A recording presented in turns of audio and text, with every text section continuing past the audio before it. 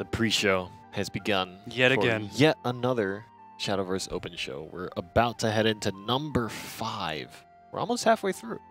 Almost halfway through, yeah. Almost halfway through, or are we at the halfway point? It's 10 weeks of tournaments and then the Yeah, and then playoffs, the playoffs. yeah. So we're nearly there. Another pre-show, and today is very exciting for me because we have a very, very special guest joining us again. Last week was Mofu. This week is going to be Shadow Nexus's very own Aya Senpai. Aya, how are you doing today? How's it looking out there? I'm doing great, but out here it's not looking so great. It's not looking so. Uh-oh. Yeah, it's tons of rain out here. Hey, that sounds perfect, actually. It's raining cats Hey, we and could dogs. And dogs? Yeah, we got one on the Yeah. desk here. Got one You guys on the want to trade? trade? You know? Oh, Trade yeah. weather? You know, how nice would it be if, at will, we could just, like, go to rainy weather in California and be like, here, you can have our sunshine for a little. We'll take the rain for a little. That, Yeah. It's an interesting sci-fi premise. I'd read that book. Yeah. I would read it too. Yeah. I don't read, so that's not something I could do, as evidenced by That's my lack of exactly skill in why Shadowverse. I would read that because I don't read.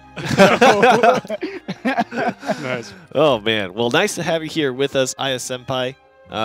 Would love to go through the pre-show a little bit with you. Now, we all took a look a little bit at the JCG tournaments that happened this last weekend. And, of course, 2 tournaments every week, Saturday and Sunday. And so 2 sets of winners. First place for Saturday was Baba Konga, and second place was Newgate. And on Sunday, the first place winner was Abaria, and the second place winner was Huro Rensha. I hope I read that right. Huro Rensha. I'll take your word for it.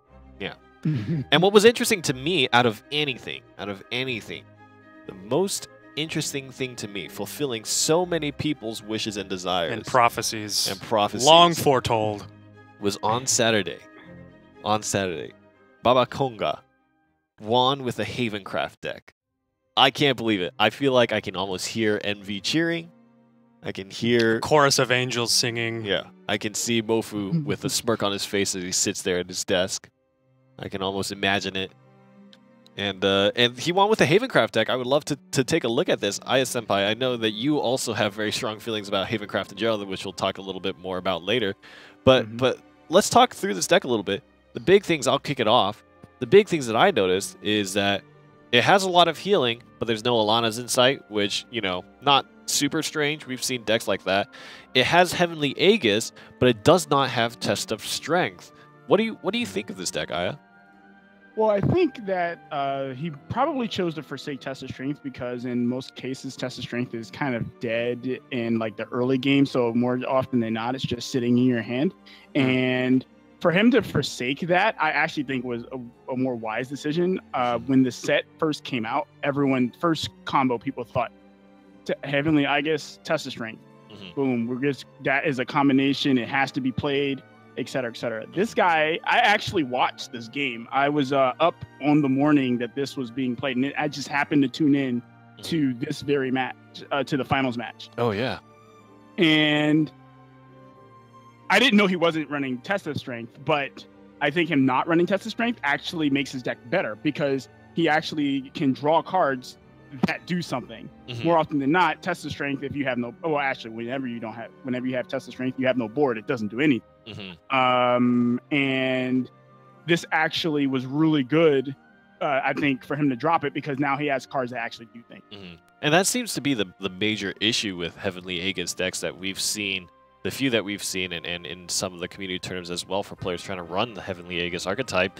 It just felt like they never quite had the options to stymie the pressure that was coming in, especially early on with all those Shadowcraft decks running around and the fast ramping Dragoncraft decks going about. As well as Forestcraft, I feel like, too, ramped up a little bit too quick for Havencraft to handle. So maybe having those options in hand help kind of move it towards the mid-game. What do you think, Sterling?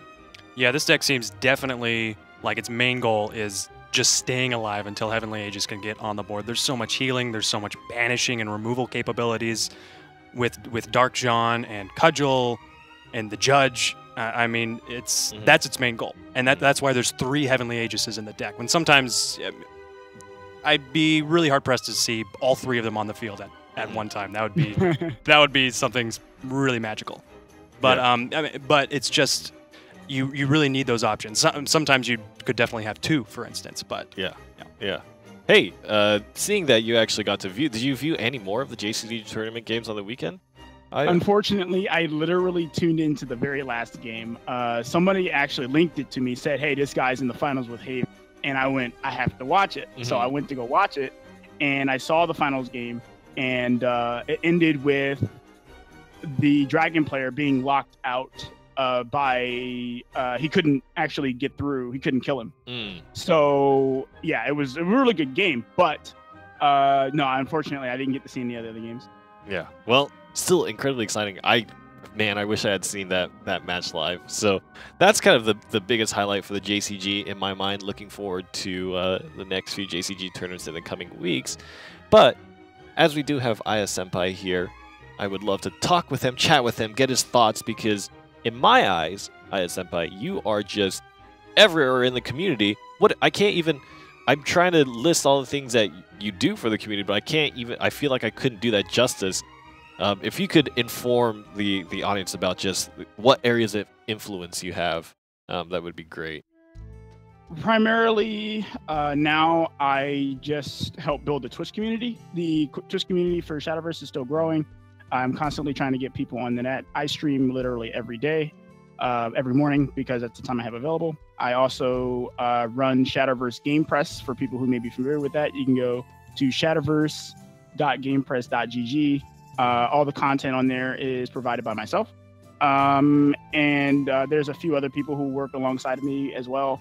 Actually, Exodium, one of the winners of the NGE, actually works with me on Game Press as well. So I work on there.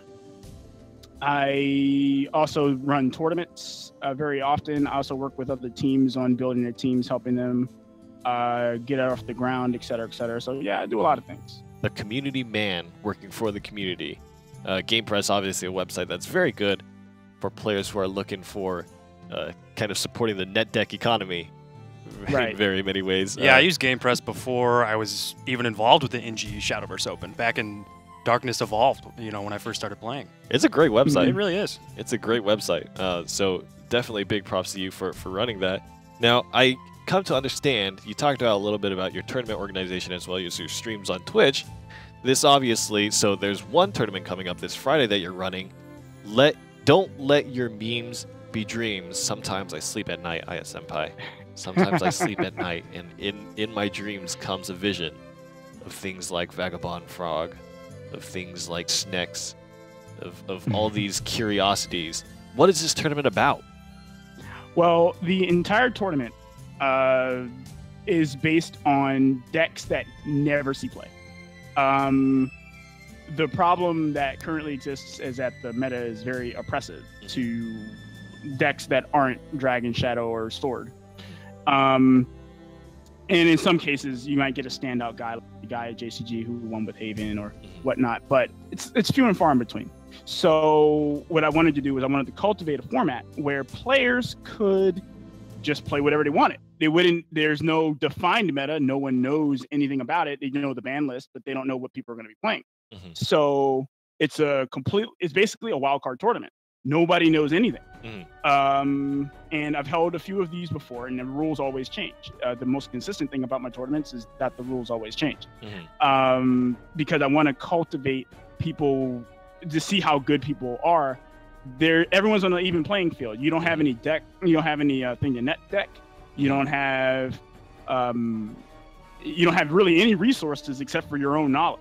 So that's where this tournament came from. So you can go and attend Shadow Nexus's, I believe, Don't Let Your Memes Be Dreams tournament this Friday, correct? When does the tournament kick off? This Friday. It'll be at 6 p.m. Eastern, which will be 3 p.m. PST. Definitely tune in. And yeah, definitely tune in. It'll be on the Shadow Nexus Twitch account. As well as running tournaments, you also do a podcast that's quite popular, I feel, the Shadow Nexus podcast. Yes, I do the Shadow Nexus podcast. We do Deck Doctors. We do now the In the Shadows interview series. Take a person in the community, we interview them. Yeah, we do a lot of things. I would love Aya Senpai, if on today's pre-show you gave us a little bit of that Shadow Nexus podcast magic, and we'll have a little mini talk of our own here. And probably one of my favorite things about your broadcast in general, maybe not limited to the podcast, mostly to do with the tournaments that you run, is your cursed whiteboard. If you could be so kind as to lend us your powers and obtain, I think it would do to have a cursed notepad. That would be great. Why don't we do that? I feel like the topic, we've seen it win the JCG, but it has yet to still win in the West. What is your kind of cursed deck currently that you feel like is having trouble? My cursed deck is still Haven. It's still Haven. As a Haven main, it pains me to say, but in the West, Haven's just not doing well at all. And that is the deck that's cursed right now. I feel like Haven just... I want someone to break through the ceiling for me, man. I want someone to do that. Well, I think we might be one step closer, because by the powers that be, I've obtained a sheet, and on that sheet is a curse for Havencraft players. I'm going to show this to the stream right now. Gratitudes to Aya Senpai for lending us his powers, and hopefully we can break this curse. The Havencraft cursed notepad here. That's right. He let us borrow his ancient tome filled with wisdom and knowledge passed down through the ages. And look at how dangerous that is. There's a skull and a crossbones. Oh my god. You don't want to go there. That's no man's land. Havencraft. When will Havencraft break the curse? And I promise you, Aya Senpai, if and when Havencraft wins the NGE Shadowverse Open, we will rip this page apart. That's a promise. We will rip it apart, toss it in a trash can, live on air. Well, I will definitely be watching for that. Thank you very much for helping us move forward in this challenge to help Havencraft win a tournament. There's one other topic that I would love to kind of discuss, and we kind of talked a little bit about it before we went on air, but there's something very strong that's very close to your heart, and it's the Shadowverse community. I'd love to talk about the visibility of kind of other community events that you feel are up and coming, and that you would love to kind of see more people support. Can you talk to me a little bit about that? Yeah. So there's a bit of an issue in the community that's kind of not really spoken about, because more often than not, it's ignored. And it is the visibility of other tournaments, as you said. There are a lot of tournaments in the community that are going on. There's like Radiance, those guys, the guy who runs it, I think his name is Hiei. He is a cool guy, and people should be checking him out. He does his tournaments on Thursdays, I believe, at 6 p.m. PST. So people should be checking him out. You can find his stuff on Battlefy, of course. And then there's one in particular group that I want to shout out, because I've been working with these guys for, I guess, maybe a week or maybe a week and a half. And it's what they're called the Morning Star League. And it's a group of Brazilian players or Latin American players that are trying to build their tournaments and et cetera, et cetera. And they've been having a really hard time, because they're being kind of getting ignored due to their lack of prize support or, whatnot. And I don't feel that this is right. I remember when I first started doing tournaments, like my very, very, very first tournament was ignored, and just kind of like these guys. And I know exactly how they feel. The guy who's running it, Keto from Crimson Fencers, he's spoken with me several times about, he's just having a really hard time with that. And I think it just is to give him some knowledge. I've said it to him already, but to anyone else out there who has a tournament that they want to do, or they have an idea for a tournament, do not be afraid to put it out there, and talk to people who can help get it done, or help you get your tournament out there. A very important thing about getting your tournaments out there is talking to people who've already done them. Something that some people tend to neglect. But not only that, I don't think it's right of the community to just ignore these events. People are trying to help actively build Shadowverse. And whether it be myself at the Shadow Nexus, whether it be the Crimson Fencers, whether it be any other group that's trying to do tournaments, is at EXG or whatnot, anyone else that's trying to do tournaments, I think people should really be taking the time to pay attention to all of these events, because you know, when they're gone, and if people aren't supporting them, they will go. When they're gone, people are going to be like, well, I mean, where do tournaments go? Well, no one was paying attention to them then, so why are they going to pay attention now when they're already gone?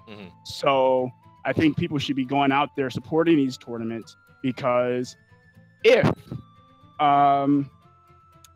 they're not being supported, they will go away. Absolutely. And that's sad, but it's the inevitable truth. So I think people should start paying more attention to all of these events. Well, certainly, very wise words from Aya Senpai himself. Yeah, thank you for sharing your thoughts. There's a lot of people out there in the community who are trying to do their own little thing, and to be able to share them and get more visibility and kind of have that support there, I think would be really great, as Shadowverse is kind of a growing competitive scene.